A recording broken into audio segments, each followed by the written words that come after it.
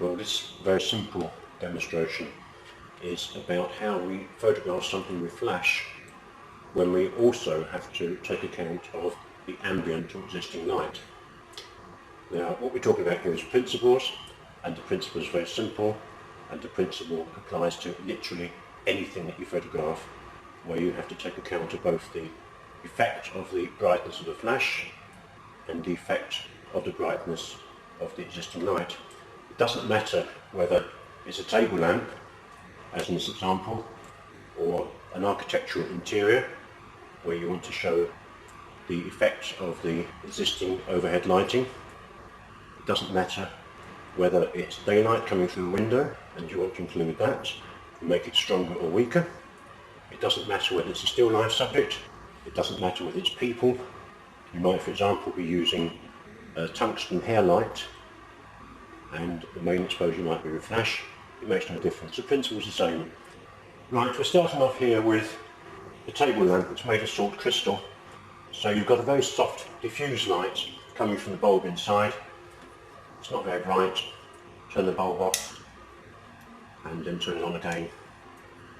What we want to do here is to show the beauty of this lamp, and to do that it's got to be switched on. Now, just for convenience, I've set it up on a still life product shooting table. The camera is fixed to a camera stand.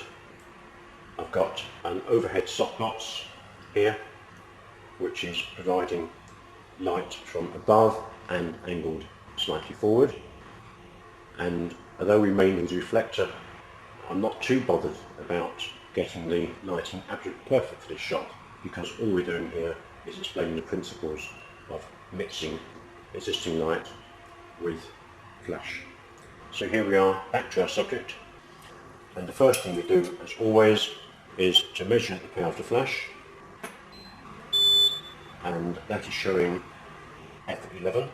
So we set f11 on the camera, there you go, and take a test shot. Well, the test shot is okay. We could really do with a little bit more light around here, so I really should put a reflector here to bounce a bit of light back, but for our purpose it doesn't matter.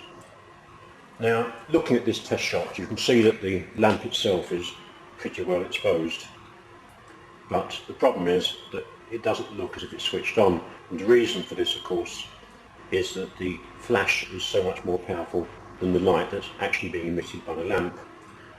The whole purpose of this exercise is to show how to get those two balanced. Now, the important thing to remember when we use flash is that the shutter speed is neither here nor there. It doesn't really make any difference. We control exposure only with the aperture. That's the only control we have. With continuous lighting, however, the situation is entirely different, and exposure is affected by both the aperture and the shutter speed. So what we do in this kind of situation is to set the aperture to suit the flash and give correct exposure for the flash, and then using that aperture, which in this case is f11, we set a shutter speed that gives the results that we want. It's as simple as that. Now, the first thing I'm going to do is to turn off the modelling light on the overhead softbox. It's not doing us any good, and it's going to interfere a bit with the exposure of the lamp itself. So I'll just turn that off. Now, of course, if I take another shot with the still camera, the exposure will be exactly the same as it was before, because the modelling lamp is making no difference. Okay, what's a quick and easy way to find out what the correct exposure should be? Well, at the moment, because I'm actually taking a flash shot, I'm using the camera manually, which I must do, it's on manual exposure. But a good starting point is to put the camera on aperture priority and then simply half press the button, see what shutter speed it comes up with.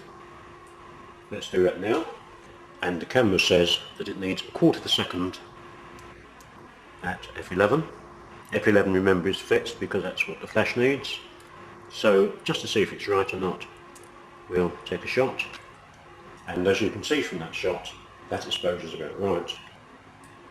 Of course, I could measure the value of that light with an exposure meter, and there are some situations where I would do that. It doesn't matter for this, because there is no such thing as a correct exposure in this situation. The correct exposure is whatever gives the result that I'm trying to get. Okay, I'll put the camera back now onto ambient exposure. Let's take a shot with a combination of flash and ambient light. Okay, that's not working too badly, but it's a bit disappointing because although the ambient light exposure is correct, the flash itself is a little bit too bright in that it's reduced the effectiveness. So what I'm going to do here, this is why measuring it doesn't always work, it's all trial and error. What I'm going to do here is give a longer exposure. In fact, I'll double it. And that adds a little bit more punch to it and makes the light more domineering. And you can see now that the existing light, the light coming from the light itself, is having more effect. Now, it is all trial and error. You do need to experiment, but this principle holds good whatever you're photographing if you're mixing flash with ambient or existing light.